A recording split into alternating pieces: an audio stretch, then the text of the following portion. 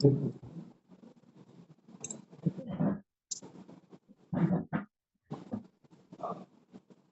kita mulai saja ya. Bisa ya? Halo? Dokter.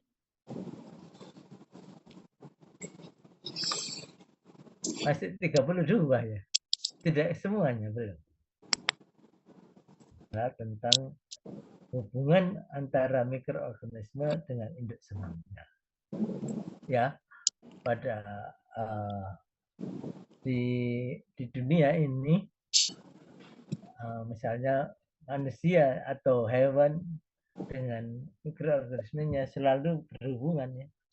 Misalnya dengan udara ada mikroorganismenya, dari apa namanya, dari tanah, dari ini, nah, selalu berhubungan ya. Jadi mikroorganisme dengan induk semangnya ini selalu berhubungan.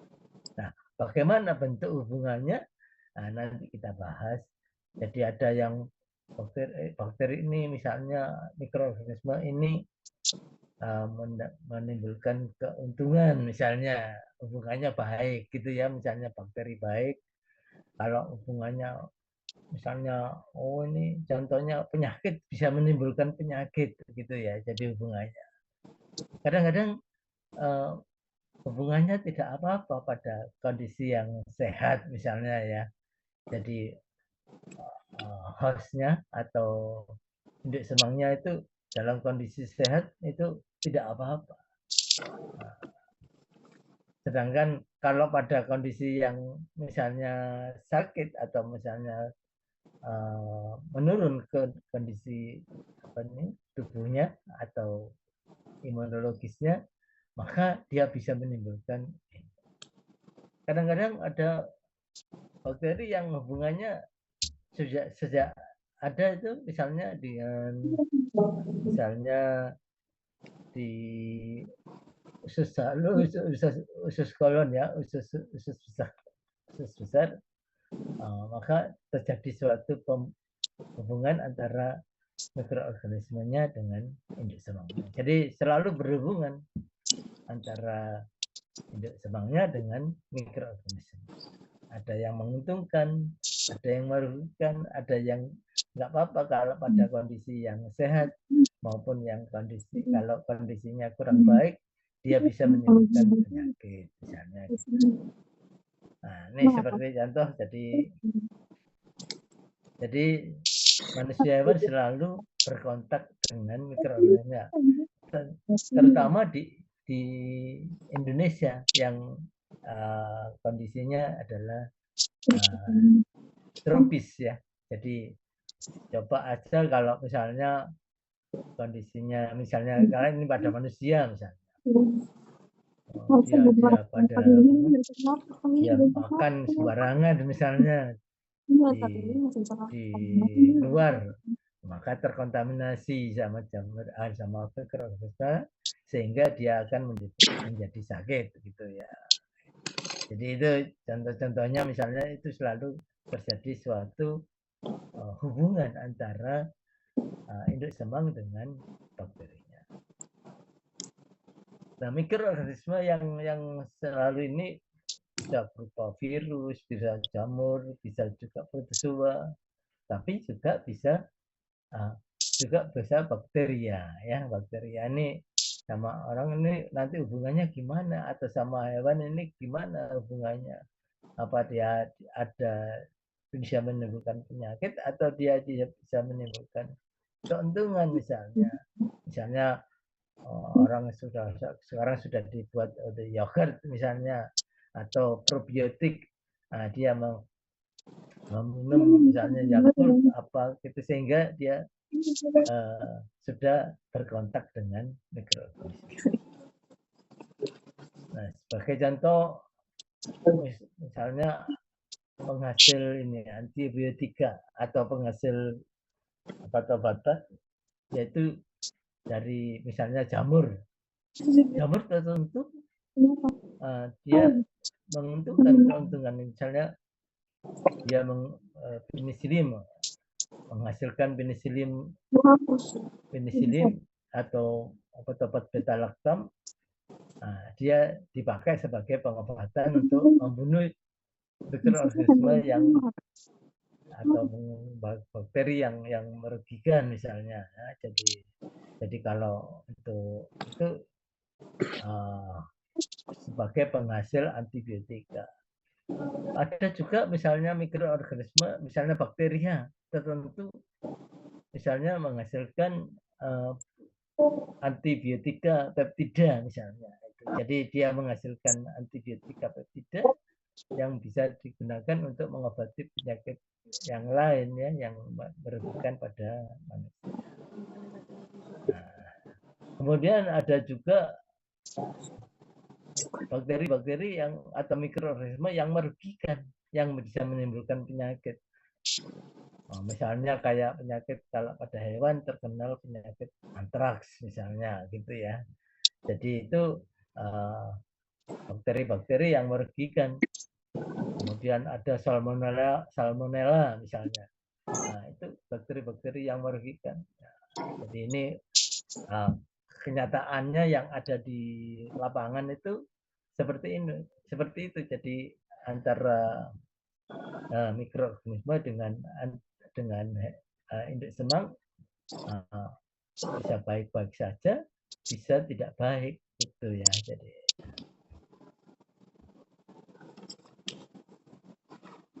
ini sebagai contoh di lingkungan, misalnya beberapa bakteri yang ditemukan di dalam, ada yang bakteri bersifat flora normal, artinya secara normal ada di satu tempat, misalnya kayak Escherichia coli misalnya gitu ya, atau Enterobacteriaceae yang banyak membantu pencernaan gitu ya. Jadi dia nggak apa-apa di dalam ini.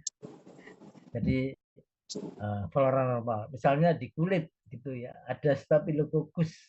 Nah, secara normal di kulit Staphylococcus tidak menimbulkan permasalahan, tapi kalau ada luka, sehingga bakteri ini bisa masuk ke dalam tubuhnya, sehingga bakteri ini salah satu contohnya adalah ini Staphylococcus sebagai flora normal di kulit, tapi atau di mukosa. Kalau dia ada luka, baru dia menimbulkan penyakit. Ya. Jadi secara normal ada di kulit. Di sini ternyata Staphylococcus ini juga menjaga keseimbangan atau menjaga kelembapan daripada kulit. Nah, jadi kalau kalian nggak percaya, misalnya di seluruh mukosa di tubuh hewan atau tubuh manusia, misalnya kita ambil dengan swab, misalnya di mukosa pipi misalnya atau mukosa mulut, nanti setelah dicat dia akan menunjukkan adanya Staphylococcus. Sudah belajar pewarnaan ya, atau sudah melihat di mikroskop, Elita? Halo? Sudah, dokter.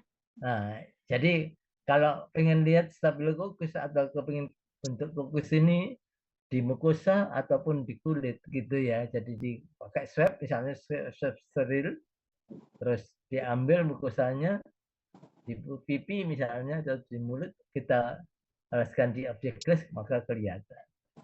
Nah, selain Staphylococcus ini ada Escherichia coli sebagai normal flora di usus besar misalnya ya. Jadi kalau misalnya di hewan, misalnya kalau kita lihat artinya kita ambil dari mukosa ini di usus itu, jadi di usus di dalamnya kita kerok atau kita swab, terus kita di mikroskop, maka kelihatan ada bakteri-bakteri Escherichia coli atau bakteri-bakteri yang lain. Jadi salah satu contoh sebagai flora normal gitu ya. Jadi ini contoh flora. Nah, ini kita lihat bagian begini, ada manusia dan hewan sebagai hostnya, kemudian mikroorganisme yang sebelah kanan sebagai organismenya atau mikroorganismenya. Nah, bentuk hubungan ini ada 3 macam yang jadi menurut hubungannya biasa ya, jadi antara manusia atau antara host dengan mikroorganismenya. Jadi ada yang berbentuk komensal, ada yang berbentuk hubungannya berbentuk parasit, ada yang berbentuk mutualisme.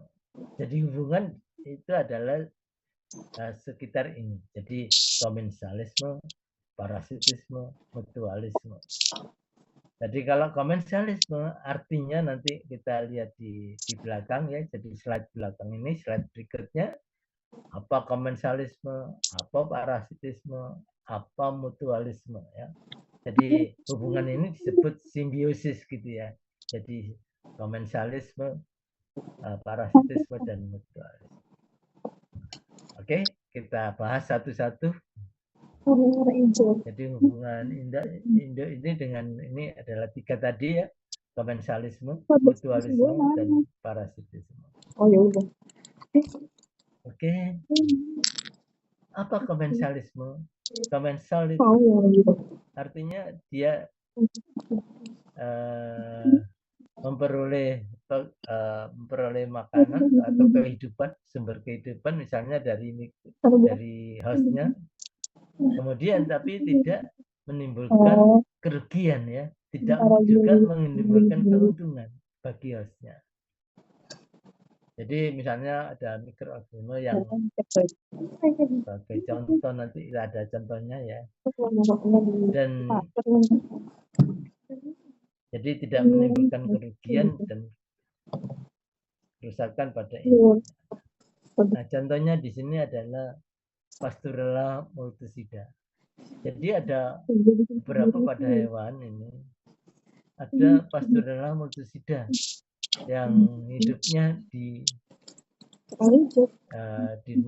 nasofaring ya, jadi respirasi bagian atas. Ya. Nah, dia pada kondisi normal atau pada kondisi sehat, dia tidak merugikan, tapi dia hidup bisa diberi dari makanan dari induk semangnya ya, jadi induk semang. Jadi dia menimbulkan tidak menimbulkan kerugian, tapi dia mendapatkan makanan dari induk semang. Nah, kalau pada kondisi yang tidak baik nanti itu, tapi dia berada di saluran respirasi secara normal itu ada di sana. Nah, kemudian ada juga yang tidak atau di luar, misalnya Aeromonas hydrophila misalnya. Itu Aeromonas hydrophila itu bakteri yang berada di perairan ya. Jadi misalnya di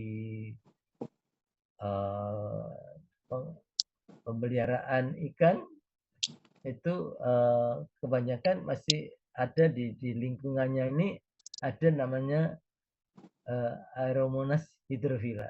Nah, dia tidak menimbulkan permasalahan pada kondisi yang sehat ya, tetapi pada kondisi yang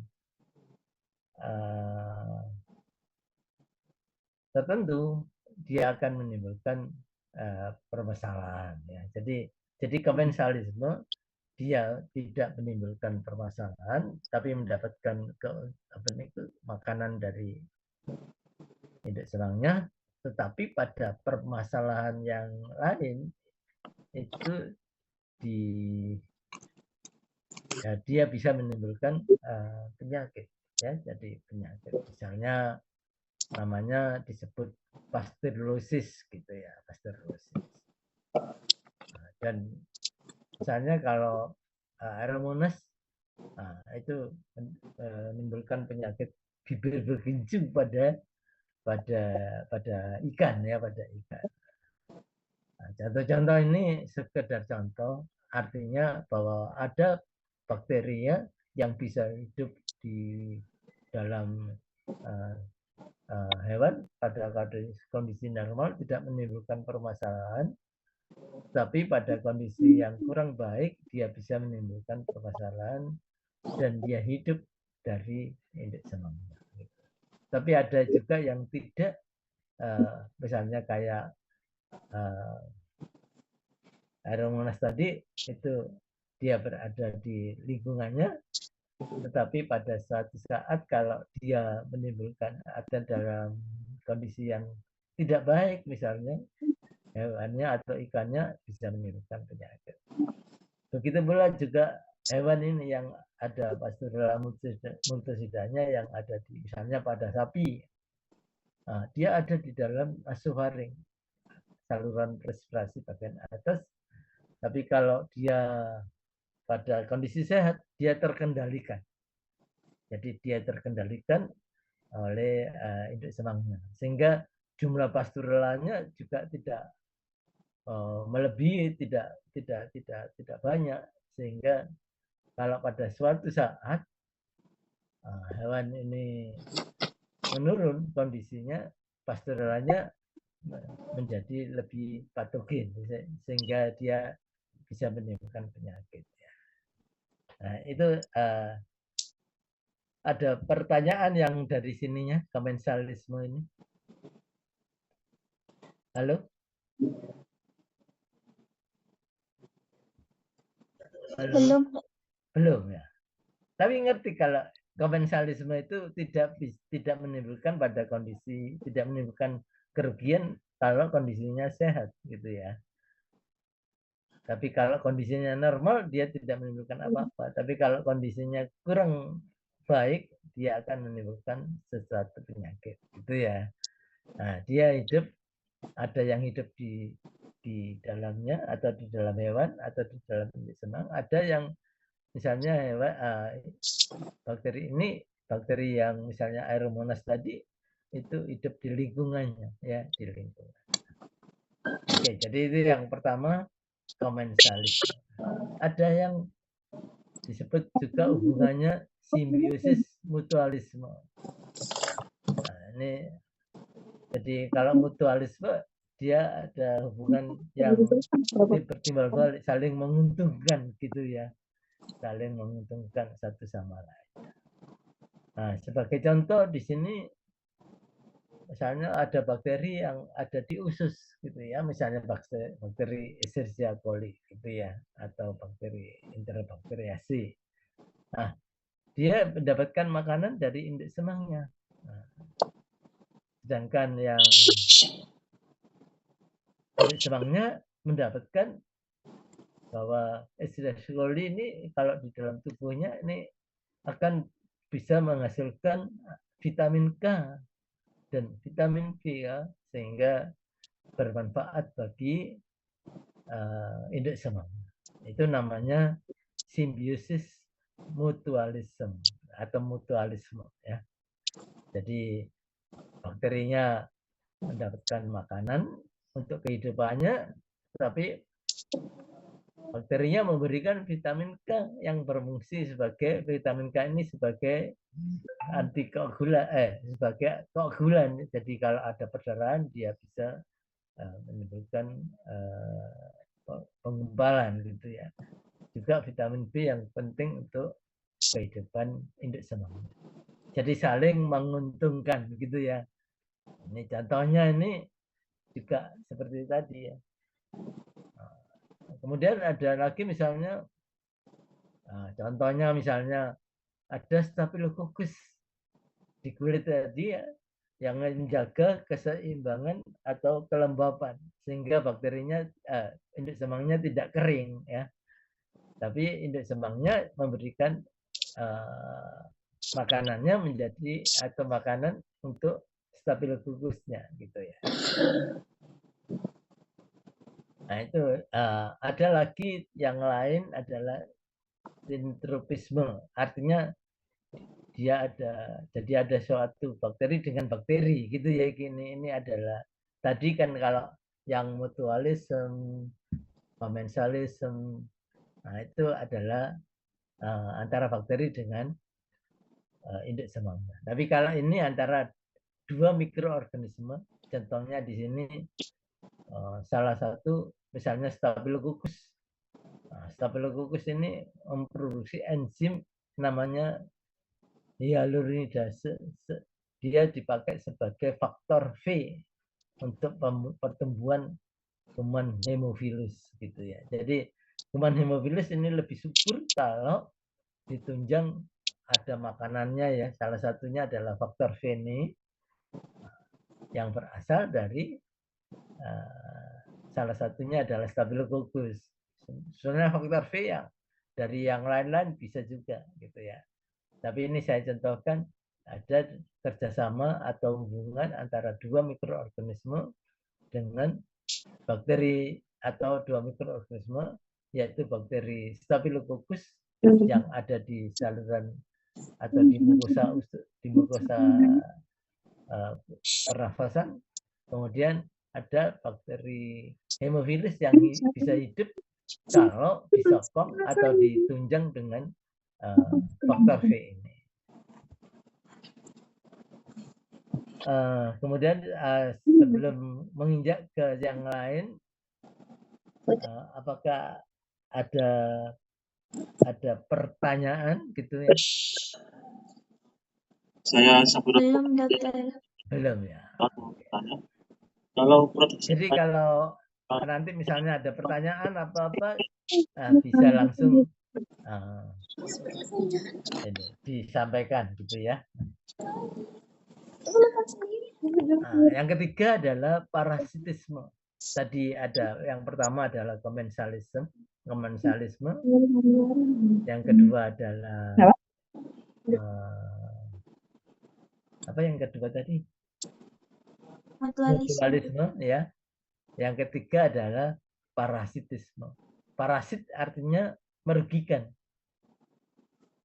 Jadi dia mendapatkan makanan dari induk semangnya, juga merugikan, menimbulkan penyakit pada induk semangnya ya. Jadi sangat merugikan. Jadi kalau bersifat parasit berarti dia sangat merugikan. Dia mendapatkan kehidupannya, tapi dia juga menimbulkan penyakit. Contohnya di sini adalah ada Bacillus anthracis gitu ya, yang menimbulkan penyakit antraks gitu ya. Jadi ini tidak menguntungkan gitu ya. Dia menimbulkan kerugian. Ada lagi contoh yang lain adalah Salmonella. Salmonella ini bisa menimbulkan penyakit yaitu yang disebut salmonellosis pada hewan ataupun manusia. Ada nanti sebagai ada namanya disebut penyakit berak kapur gitu misalnya gitu ya. Jadi itu disebut parasit. Jadi dia tidak menguntungkan tapi justru merugikan. Nah ini yang banyak nanti dikaji di atau di semester depan ya, misalnya yang parasitisme ini seperti itu. Jadi merugikan bagi induk semangnya. Jadi ada tiga tadi ya, ada mutualistis atau mutualisme, komensalisme, dan parasitisme. Ya, sudah saya berikan contoh-contoh. Kalau ada yang kurang jelas, silakan ditanyakan. Nah, sekarang ada istilah-istilah yang lain gitu ya, yang apa namanya sehubungan dengan bakterinya ya. Flora normal. Jadi istilah flora normal ini artinya secara normal flora artinya bakteri ini atau mikroorganisme ini tidak menimbulkan permasalahan, ya, tidak menimbulkan permasalahan atau kebanyakan kurang patogen ya, kurang patogen. Ini istilah yang lain gitu ya. Jadi kalau tadi hubungannya, kalau ini adalah ini normal, jadi ada di dalam tubuh hewan. Ya, secara normal ada di dalam tubuh. Jadi tidak semua tubuh ini mengandung normal flora ya. Tapi di tempat-tempat tertentu, misalnya kayak tadi Staphylococcus itu ada di kulit misalnya ya, normal flora di kulit. Usus itu ada normal flora di usus misalnya ya. Ada lagi misalnya di ginjal itu juga ada normal flora. Nah,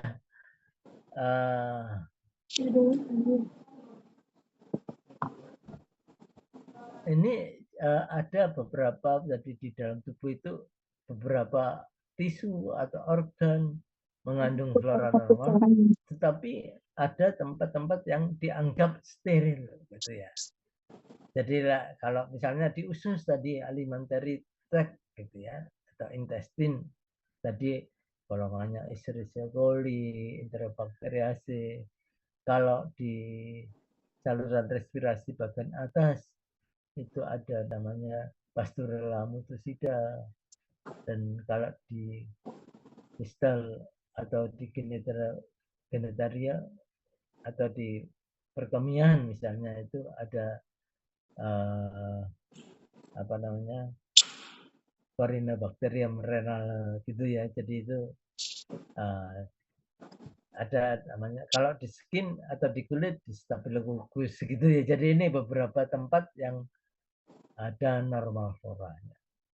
Sedangkan kalau yang dianggap steril itu di darah gitu ya. Darah itu sebetulnya tidak mengandung bakteria ya. Terus cairan cerebrospinalis itu juga nggak ada bakterinya. Intestine, fluid and space. Ini juga nggak ada. Di limfe itu nggak ada.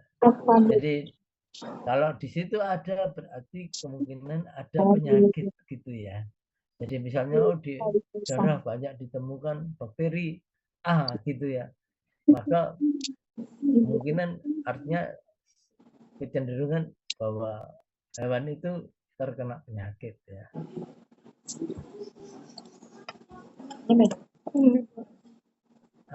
Ada lagi yang istilah namanya opportunistic.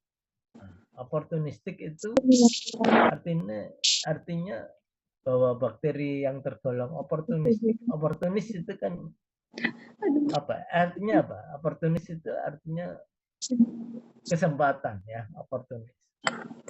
Jadi kalau ada kesempatan, dia menimbulkan penyakit. Pada umumnya kalau di hewan sehat tidak menyebabkan kerugian atau menimbulkan penyakit ya. Jadi itu seperti itu. Jadi sehingga kalau pada kondisi yang tidak baik, maka dia bisa menimbulkan penyakit. Misalnya ada stres, ada imunosupresif, atau yang lainnya, dia bisa menimbulkan penyakit. Nah, contohnya di sini ada beberapa, ada Staphylococcus, Pasteurella, E. coli ya. Nah, sedangkan yang lain adalah patogen, artinya bakteri yang menimbulkan mampu ya, bakteri ini mampu menimbulkan penyakit. Ya, bakteri ini juga mempunyai ciri-ciri memproduksi toksin dan enzim sehingga menimbulkan gangguan atau kerusakan pada jadi dia menimbulkan, dia mempunyai suatu apa namanya kemampuan untuk menimbulkan penyakit. Salah satunya adalah dia memproduksi toksin dan memproduksi enzim sehingga menimbulkan suatu kerusakan pada induk sel. Sebagai contoh di sini ada salmonella, ada bakteri antraks. Jadi ini kuman-kuman yang patogen, artinya dia bisa mampu menimbulkan kerusakan atau penyakit pada Nah, itu namanya patogen. Nah, dari sini ada pertanyaan? Halo? Tidak ada, dokter. Kira-kira jelas nggak ya? Nggak jelas belasnya. Halo? Kira-kira jelas nggak? Jadi kalau dilihat hubungannya, itu hubungan antara induk semang dengan ininya, dengan mikroorganismenya. Tadi ada simbiosis, mutualisme, komensalisme, dan parasitisme. Tapi dilihat dari bakterinya nanti ada hubungannya. Oh, ini bakteri patogen. Oh, ini kurang patogen. Oh, ini oportunistik gitu ya. Jadi berbeda-beda. Jadi ininya pembahasannya berbeda-beda ya. Jadi kalau patogen itu seperti parasitisme ininya. Kalau patogen itu bakterinya yang patogen gitu. Bakterinya yang oportunistik misalnya ya. Yang oportunistik itu artinya bakteri ini sebetulnya tidak mampu menimbulkan penyakit, tetapi kalau pada kondisi-kondisi tertentu oportunis, misalnya kekebalannya menurun dan sebagainya ya, stres, dia menjadi patogen gitu ya. Biasanya bakteri ini jadi perbandingan gini, kalau bakteri patogen itu mempunyai sesuatu yang menimbulkan penyakit, misalnya toksin, enzim, terus kemudian dia mampu menimbulkan infeksi dan sebagainya. Nah, sedangkan bakteri oportunis itu dia mempunyai kesempatan kalau dia kondisinya tidak baik. Jadi biasanya dia tidak menimbulkan penyakit, tidak menimbulkan gangguan apa-apa.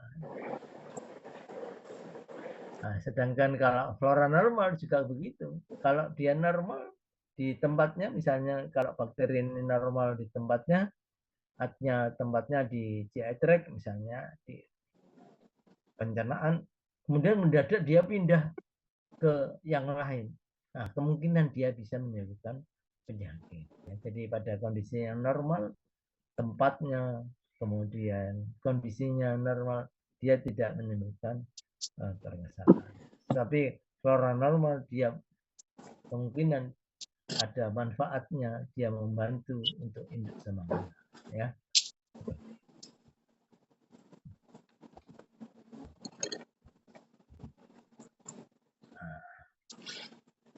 Sekarang mikroorganisme hidup di dalam inangnya. Ada yang bersifat ekstraseluler, ya. Jadi bisa dia hidup di luar sel. Jadi tidak di dalam sel. Ya, pada umumnya bakteri kan di luar sel ya. Iya, halo. Ya, umumnya bakteri ini juga di luar sel, tetapi ada beberapa bakteri yang hidup di dalam sel. Kalau yang di dalam sel kebanyakan adalah misalnya contohnya virus ya. Kalau virus itu mutlak ada di dalam sel. Kalau nggak di dalam sel dia mati gitu ya. Nah, sedangkan bakteria itu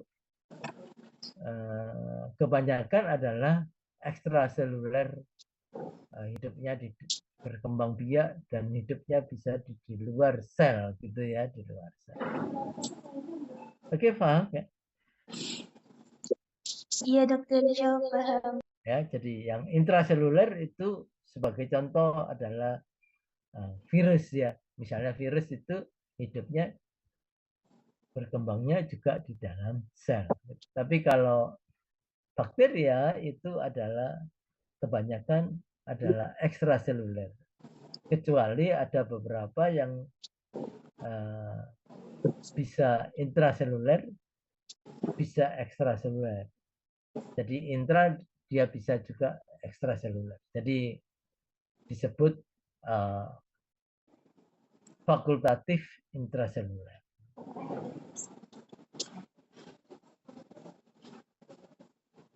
Sebagai contoh misalnya kuman Brucella misalnya. Brucella ini bisa hidup dan berkembang biak di dalam maupun di luar sel. Kemudian contoh lagi ada Mycobacterium. Itu bisa berkembang biak di dalam dan di luar sel dan hidup di dalam. Sedangkan kalau obligat itu hanya tumbuh dan berkembang biak di dalam sel. Contohnya tadi virus gitu ya. Tapi bakteri kira-kira ada enggak ya? Halo? Kira-kira bakteri ada yang bersifat obligat intraseluler?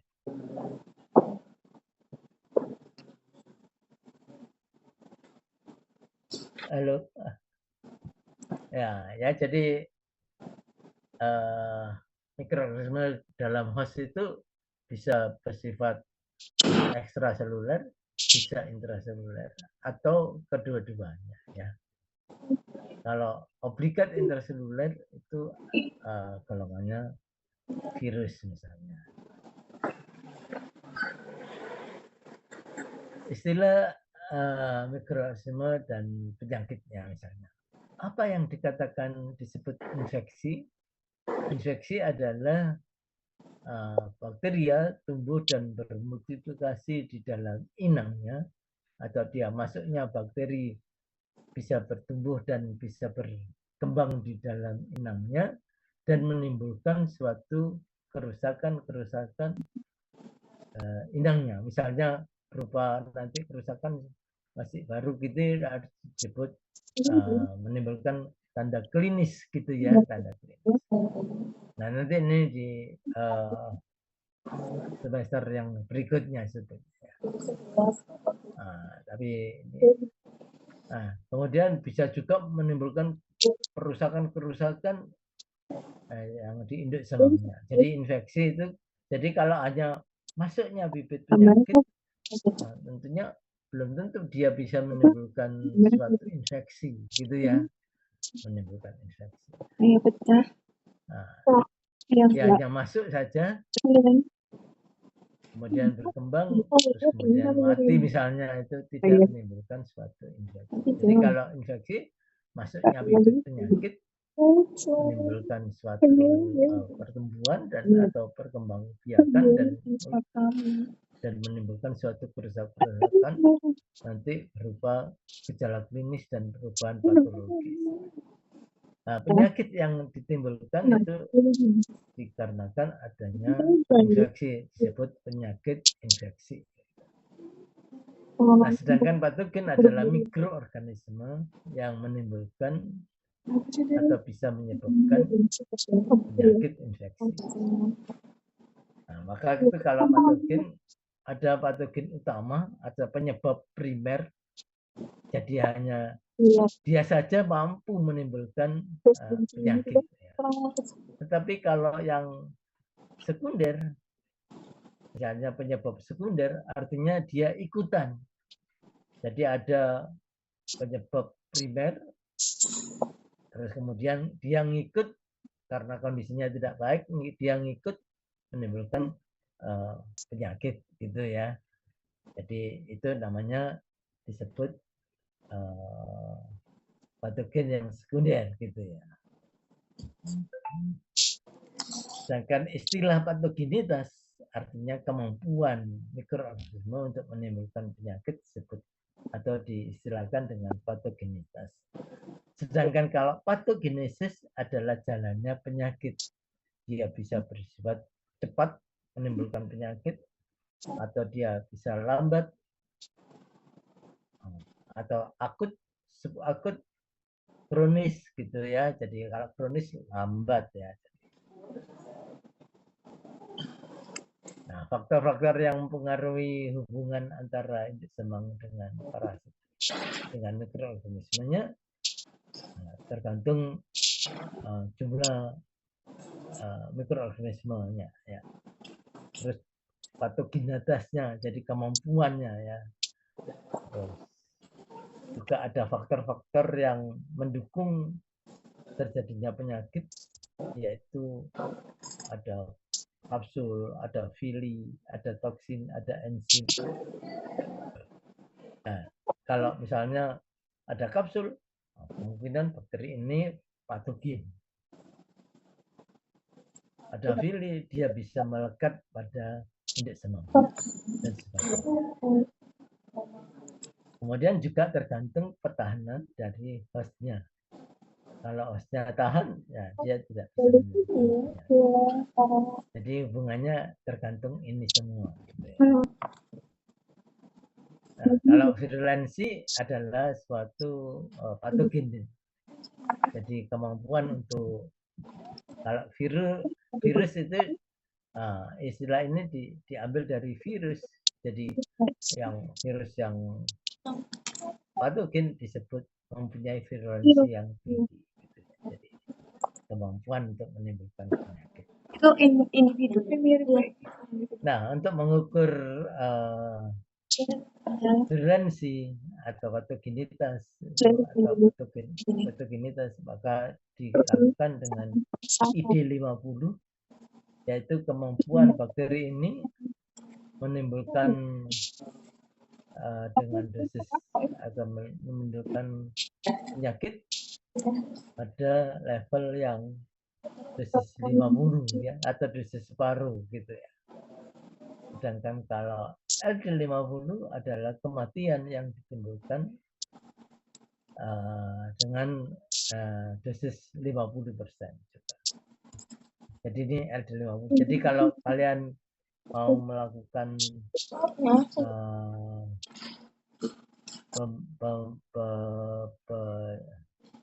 pemberian suntikan misalnya untuk menimbulkan penyakit, maka dilakukan pemberian misalnya dengan dosis LD50, bisa LD50, kalau bisa ID50. Jadi kalau ID itu adalah infectious dose, jadi menimbulkan penyakit. Kalau LD50 menimbulkan lethal dose, artinya menimbulkan kematian. Jadi itu biasanya yang digunakan untuk memberikan penularan pada hewan dengan dosis 100 LD50 atau 100 ID50 atau LD50 atau ID50. Jadi pada dosis sekian dia menimbulkan infeksi 50% atau menimbulkan kematian 50%. Itu yang dipakai untuk menentukan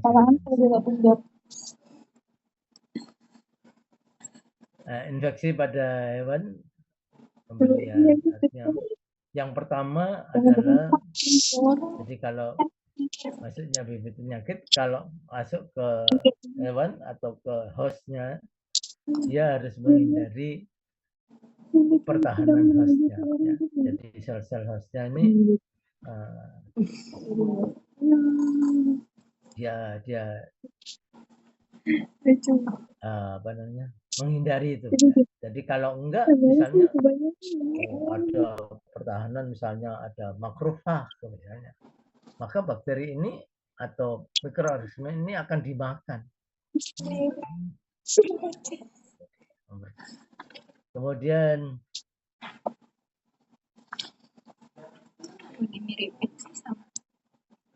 memperbanyak dirinya. Setelah dia menghindari menuju ke tempatnya yang aman, dia akan memperbanyak diri atau berkembang biak dan menghasilkan suatu enzim dan toksin.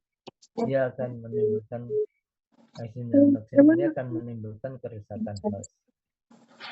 Nah, setelah itu kemudian bakteri ini juga akan meninggalkan ke alam atau ke tempat atau ke hewan yang lain, ya, yaitu yang disebut reservoir, artinya sumber dari penyakit dipakai sebagai host yang bakteri setelah masuk itu akan melekat diri, gitu ya, melekatkan diri pada indeks semangnya di tempat-tempat tertentu. Misalnya, oh ini Pertanyaan apa di, Justin mau coba? di usus atau di ini di respirasi, ini di ini. Jadi yang penting di sini perlekatan ini jadi pertama kalau melekat dulu ada untuk timbulnya palket. Jadi kalau sudah menempel dan melekat itu dipengaruhi oleh adanya reseptor. Reseptor itu adalah tempat dari hostnya ini yang sangat cocok gitu ya, yang bisa ditempeli dari indeks semang. Jadi reseptor. Kalau reseptornya nggak cocok dia nggak nempel gitu ya, nggak nempel dan nggak bisa melekat, maka infeksi akan tidak berlangsung. Jadi ini hubungannya dulu. Oke, kemudian kita lihat bahwa ini adalah penampang tubuh. Jadi biasanya dia ditutupi di bagian terluar itu ditutupi oleh kulit, kecuali pada tempat-tempat misalnya saluran-saluran respirasi, saluran GI tract, saluran urogenital, saluran yang lain. Kemudian kalau ada teknik penularan ini bisa masuk ke tubuh ini melalui gigitan nyamuk ya, gigitan serangga dan sebagainya menuju ke pembuluh darah. Jadi sebetulnya kalau indeks semang ini tidak gampang terkena penyakit, tapi ada tempat-tempat tertentu yang tidak ditutupi kulit. Jadi kalau ditutupi oleh kulit, maka kulit itu akan melindungi, ya, melindungi. Di mana kulit yang utuh itu akan melindungi. Nah, itu jadi maka bakteri tidak akan bisa menembus pada kulit kecuali kalau tadi ada gigitan tadi, ya. Bisa juga kalau ada luka dan sebagainya. Kemudian setelah menempel, setelah dia berada di tempat yang aman, menghindari pertahanan tubuhnya, maka dia membentuk suatu kolonisasi. Artinya memperbanyak diri dan membentuk kolonisasi. Kalau bakteri kolonisasinya disebut apa namanya? Halo? Gini di bawah ada.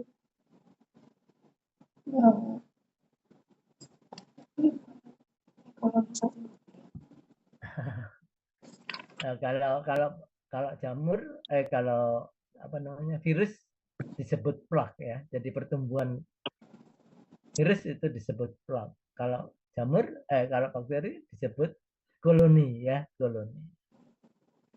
Nah, jadi itu berkolonisasi sehingga dia bisa menimbulkan atau memproduksi toksin ataupun enzim.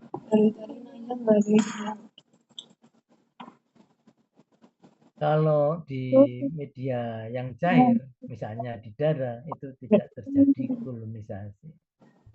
Jadi bakteri ini berada di darah, menimbulkan bakteriemia atau septicemia. Jadi ada yang membentuk disebut biofilm. Jadi berkoloni di sini ada kelihatan banyak bakteri yang berkumpul atau berkembang di situ. Nah, ini juga sama di sebelah kanan ini bakteri tertentu yang lain yang menimbulkan koloninya seperti itu. Nah, jadi biofilm yaitu tempat untuk berkembangnya bakteri ya membentuk suatu koloni. Nah, kalau di cair bakteri ini menjadi keruh aja, jadi tidak berkoloni. Ya.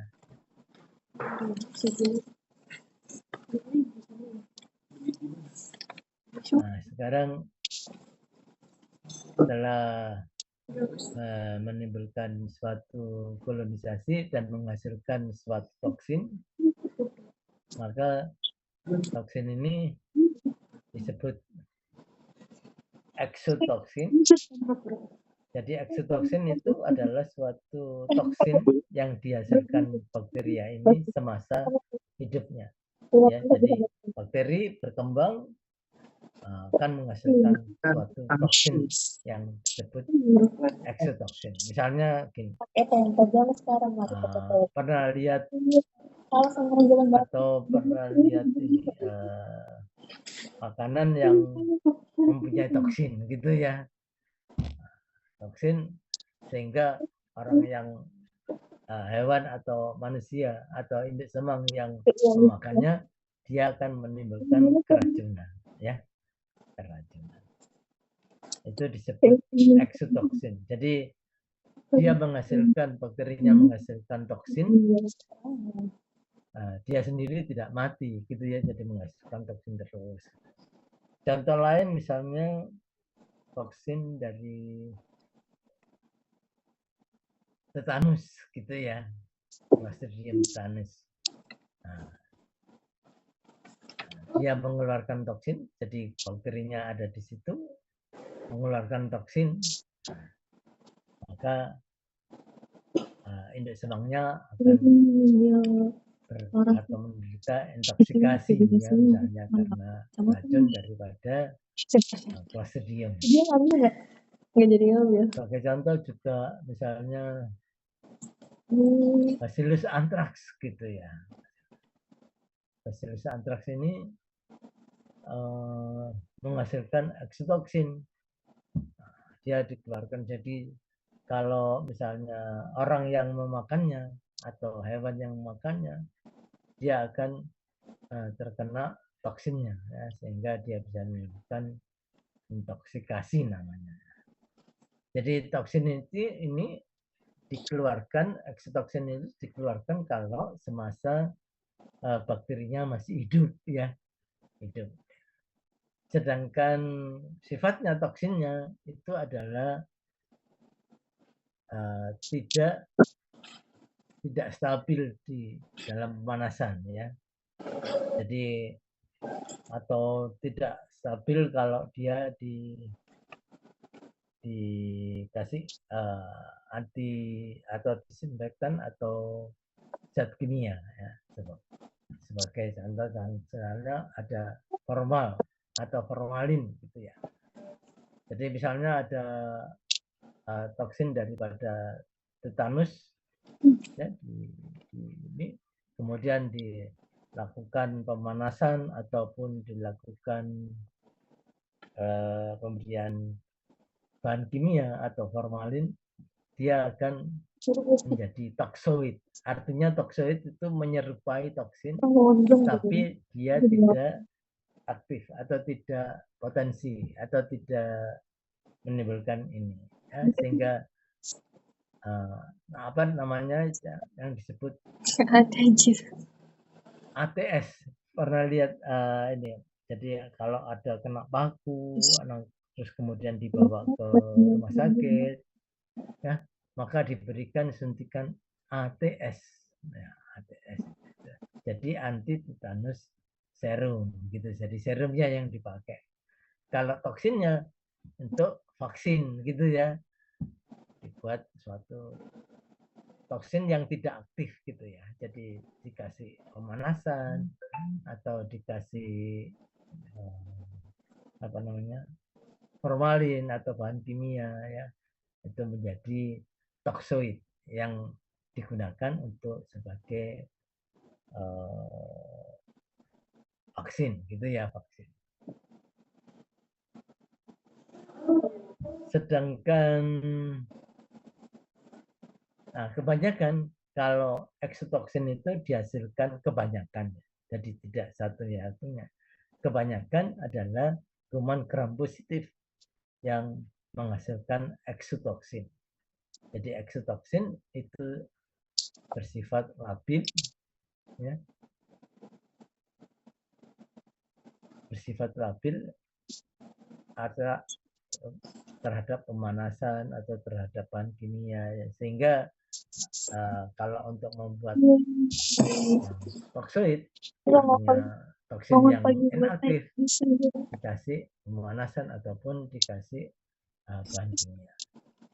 Nah ini adalah kuman gram positif sebelah kiri ini, ya, di mana toksin ini bisa dikeluarkan selama masih hidup. Nah, Bisa kok. sedangkan kalau kuman gram negatif itu adalah disebut Pakai motornya. nama atau hasilnya adalah endotoksin. Endotoksin. Endo artinya di dalam, ya, toksin yang ada di dalam, yaitu di cairan atau di ruang ini, jadi di interspace, jadi di sini, maka dia akan dihasilkan, disimpan di situ toksinnya, jadi disebut endotoksin. Ini lama banget. Jadi kalau endotoksin itu dia mati kalau baru toksinnya bisa bekerja. Jadi bakterinya mati, lisis, endotoksinnya itu akan bekerja. Jadi endotoksin ini melekat pada dinding selnya, gitu ya, dinding sitoplasmanya atau di interspace ini pada gram negatif, ya, kuman gram negatif. Jadi maka itu butuh waktu kalau dia menimbulkan sesuatu kerusakan, menunggu dia mati, dia akan menghasilkan toksinnya. Sedangkan kalau toksin yang gram positif kebanyakan adalah eksotoksin, itu dihasilkan terus-menerus selama masih hidupnya, gitu ya, tergantung kondisinya. Jadi dia bisa bereaksi cepat, gitu ya. Jadi kalau keracunan biasanya karena kuman gram positif, ya, kebanyakan gitu, sehingga eksotoksinnya bisa bekerja langsung dari ini. Sedangkan kalau endotoksin dia harus mengalami lisis dulu, jadi perkembangbiakan, kemudian mengalami lisis ini baru menimbulkan suatu gangguan daripada hostnya. Oke, jadi ini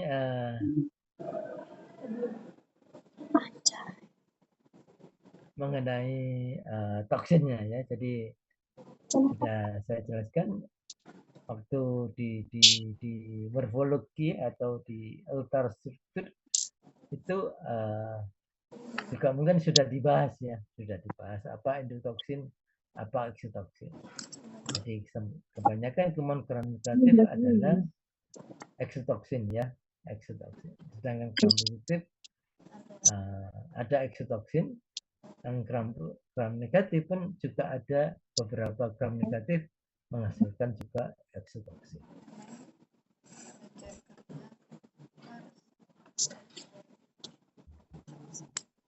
Nah, ini eksotoksin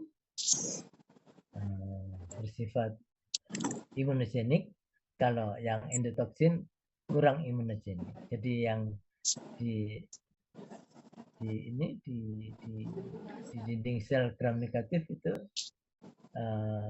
kebanyakan toksinnya tidak bersifat imunogenik.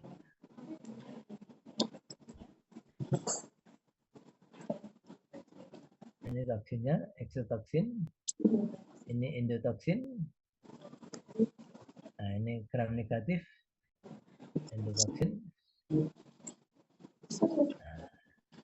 Barangkali ada yang bertanya atau perlu atau kurang dimengerti, kami persilakan untuk bertanya. Silakan.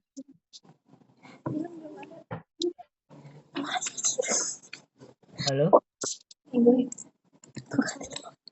Sepertinya belum ada, dokter. Atau belum mengerti atau tidak mengerti? Tidak.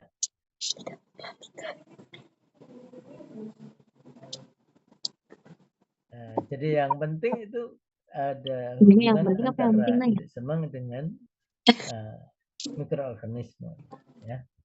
Jadi hubungannya gimana? Apakah dia bersifat komensalisme atau dia sebagai parasitisme, gitu, atau mungkin paranormal, gitu, atau dia sebut mutualisme gitu ya.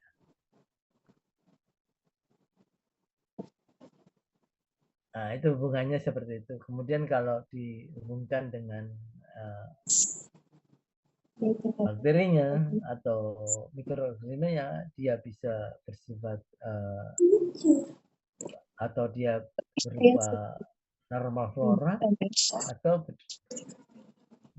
berupa bakteria oportunis atau dia juga bersifat patogen gitu ya. Jadi itu kalau dilihat dari mikroorganisme. Jadi kalau hubungannya ya ada 3 tadi, komensalisme, parasitisme, dan ada bersifat mutualisme gitu ya.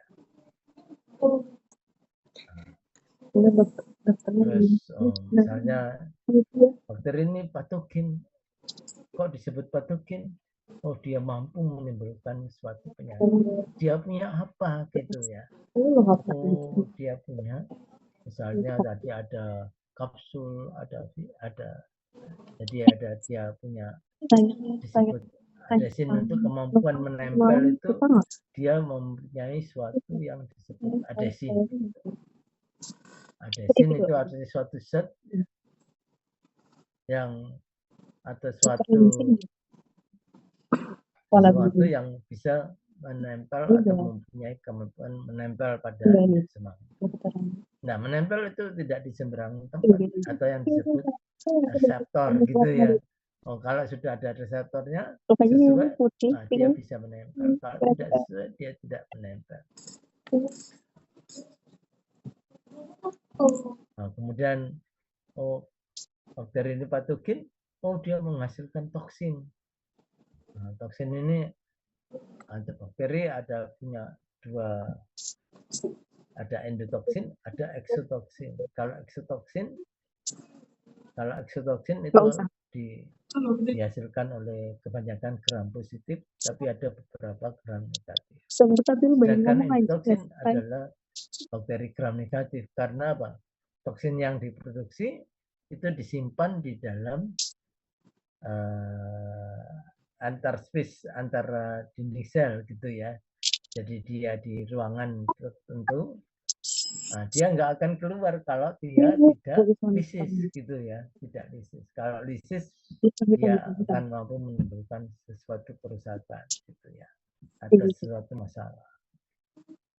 Nah, itu kalau endotoksin itu tidak imunologis atau tidak menimbulkan kekebalan, tapi kalau eksotoksin itu kebanyakan adalah bisa menimbulkan kekebalan. Eksotoksin adalah bersifat tapi tidak bersifat termolabil, artinya tidak tahan terhadap panas. Jadi kalau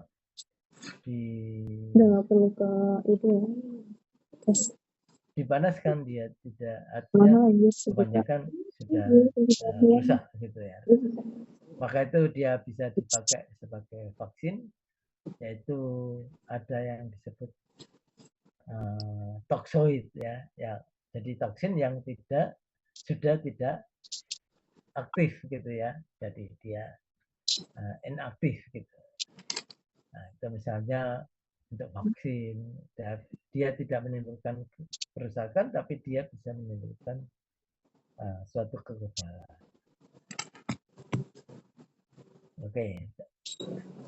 Oke, ada yang ditanyakan? Kami persilakan. Halo. Nah, ini ada juga diistilahkan adalah reservoir atau sumber penularan ya. Jadi sumbernya penyakit gitu ya. Ini bisa berupa disebut carrier. Carrier itu adalah pembawa. Jadi dia kelihatan sehat, tapi dia bisa menimbulkan penyakit. Nah, ini macam-macam tipe carriernya ini. Ada active carrier, jadi kalau dia terjangkit suatu penyakit, dia bisa menimbulkan suatu penyakit pada hewan yang lain. Kalau healthy carrier itu dia ada bibit penyakit tapi dia tidak sakit, maka dia bisa menimbulkan suatu masalah. Ini bagus. Nah, kemudian reservoir ini pada manusia itu berasal dari reservoir manusianya atau manusia lain dan bisa dijangkiti oleh penyakit atau ditulari dari penyakit pada manusia ataupun hewan ya atau lingkungan. Jadi ini reservoir ini bisa berasal dari manusia yang sakit misalnya atau hewan yang sakit atau lingkungan yang sakit ya. Jadi lingkungan ini banyak mengandung patogen sehingga dia bisa menimbulkan penyakit kalau ada hewan yang terkena misalnya.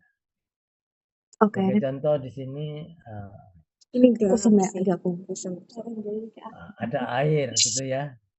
Lingkungan ini ada air, ada makanan ya, ada tanah misalnya, ada manusia, ada hewan. Jadi ini bisa sebagai sumber penyakit. Enggak sih.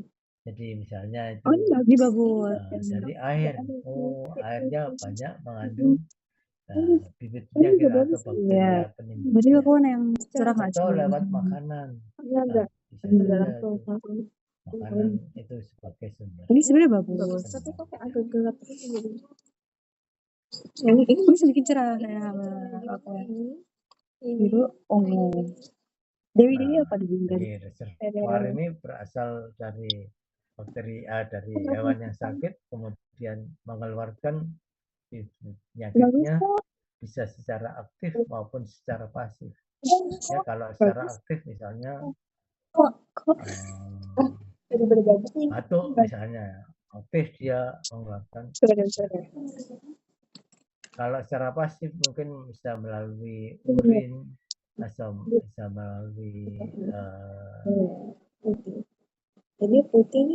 pernafasan ataupun yang lain misalnya dari feses atau dari secara pasif dikeluarkan dari udah lu jain aja. Jadi ini semua sudah kami jelaskan tentang mikroorganismenya dengan jelasnya. Nah, sekarang ini kita bahas masalah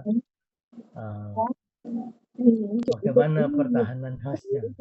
Jadi nggak semua hubungannya itu menghasilkan kerugiannya, tapi tergantung juga pertahanan daripada hostnya. Nah ini tadi ada mekanisme fisik, ada mekanisme kimia, ada mekanisme biologis. Jadi kalau fisik itu misalnya kulit, kulit yang utuh itu tidak gampang terkena penyakit. Mukosa, mukosa ini bisa dihinggapi penyakit, tapi juga di mukosa itu ada pertahanan. Kemudian bulu hidung, ini bisa menghalau penyakit. Jadi hidungnya tidak terkena penyakit. Kalau kimia misalnya ada asam lambung. Jadi bakteri pada umumnya mati di dalam asam lambung itu yang pH sampai 3 ke bawah gitu ya. Jadi Dia tuh ahli dia sampai ke luar negeri. Kemudian ada lisosim air mata misalnya gitu ya. Terus ada garam empedu. Nah, sedangkan mekanisme biologis itu adalah berupa antibodi. Ya, ini nanti dipelajari di imunologi ini. Dia akan berperan di dalam melawan mikroorganisme, tapi secara spesifik. Kalau yang tadi yang dua itu itu Enggak. tidak spesifik. Saya Jadi masukin. semua bakteri atau semua bahan Enggak. mikroorganisme Enggak. dia akan dilawan Kecilnya itu oleh bagus. Ini secara organisme ini. Artinya secara tidak spesifik. Jadi semua kalau yang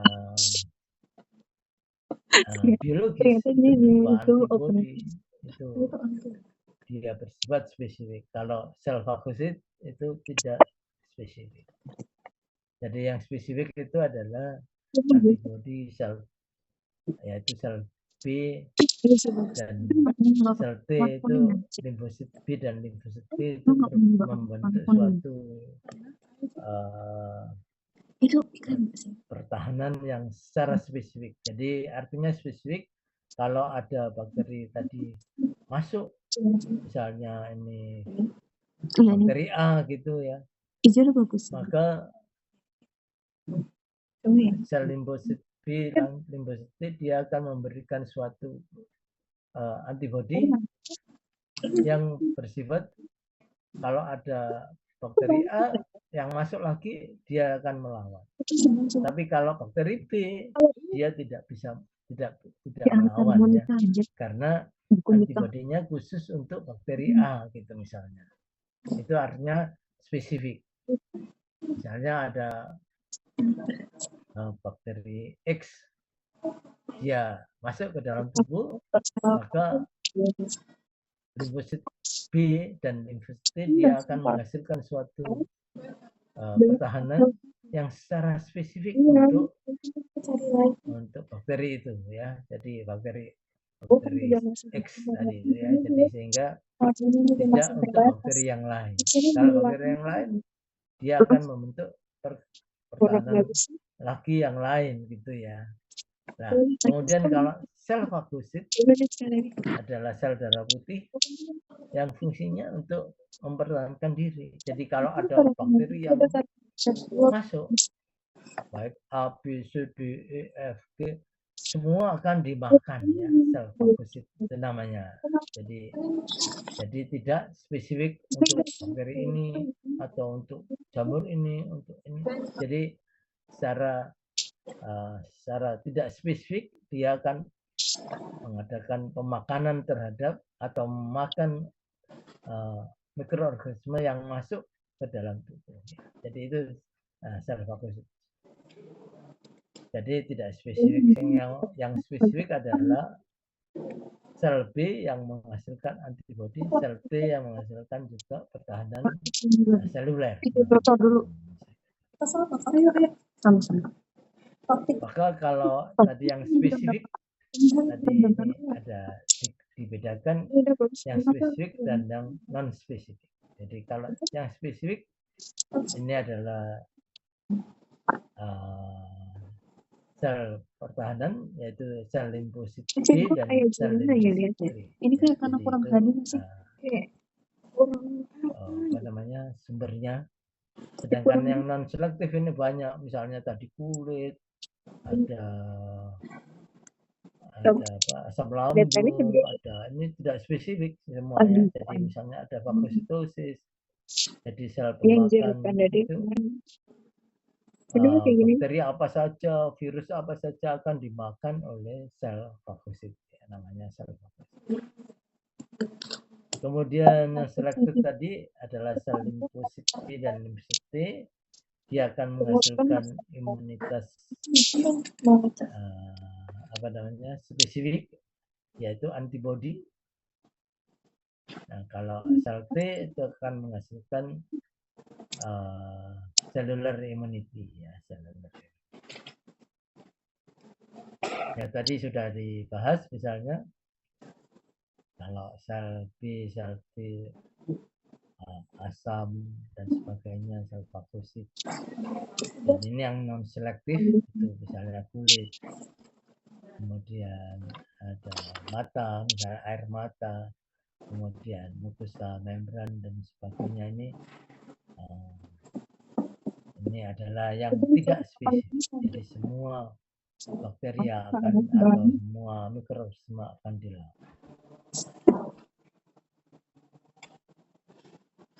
Nah, ini fagositosis.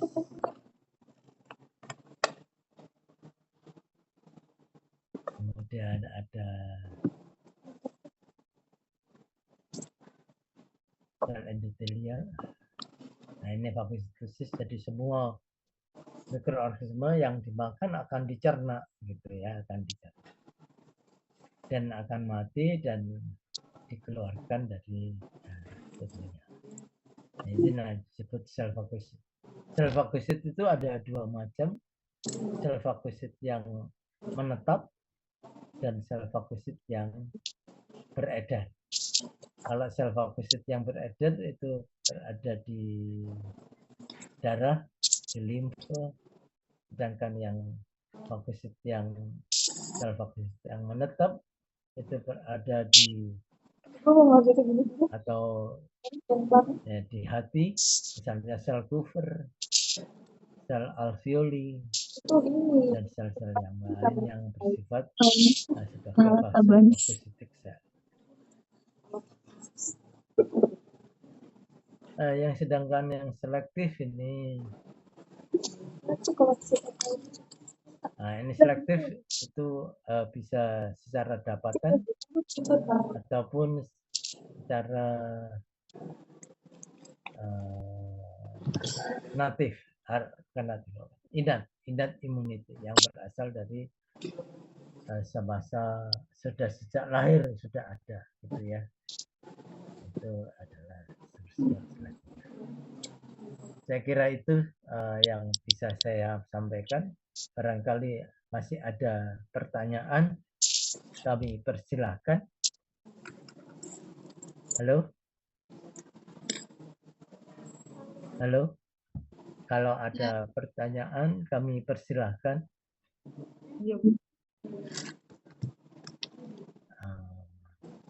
Halo?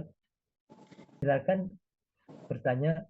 Kalau sekarang misalnya belum ada pertanyaan, tapi waktu belajar terus kemudian ada pertanyaan, nah kami tetap menerima pertanyaan ini, pertanyaan apapun saya tunggu, bisa lewat WhatsApp, bisa lewat email, ya, atau bisa nanti bertemu langsung misalnya gitu ya.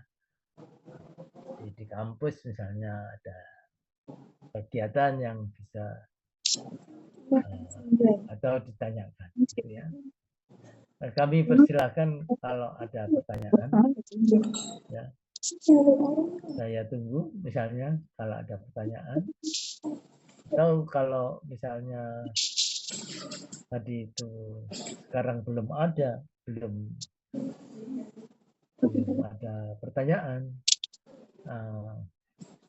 Kalau nanti waktu belajar terus ada pertanyaan, bisa menghubungi saya, bisa lewat WhatsApp, bisa lewat email, bisa ditanyakan lewat itu sih.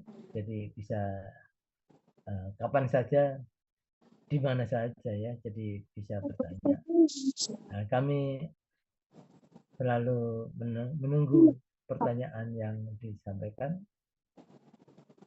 dan akan kami usahakan untuk menjawabnya. Tetapi karena saya juga manusia biasa, ya, dan banyak kekurangannya, maka kalau kami tidak bisa menjawab, mari bersama-sama mencari di referensinya, ya, referensi. Oke, silakan bertanya. Atau ada yang kurang dimengerti, silakan ditanyakan, tidak apa-apa. Atau kurang jelas atau gimana? Sudah jelas, dokter. Sudah jelas ya. Oke, jadi kalau ada artinya bisa diikuti atau bisa dipahami, saya ucapkan terima kasih atas perhatiannya dan kami tutup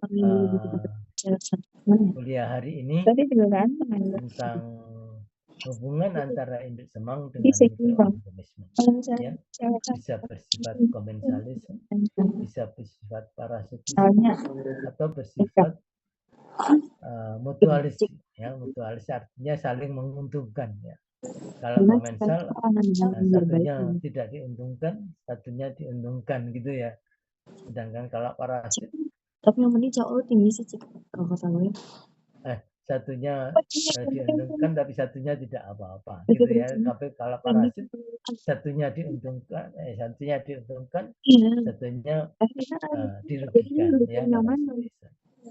Lu dukung Cika enggak sama Oke. cowoknya lagi atau Cika sama Itulah cowoknya? hubungan antara induk semang dengan bakterinya. Oke, kalau gitu kalau saya tunggu berapa menit. Kalau ada pertanyaan silakan. Jangan lupa ininya ya. Absensinya ya. Halo. Esok ya,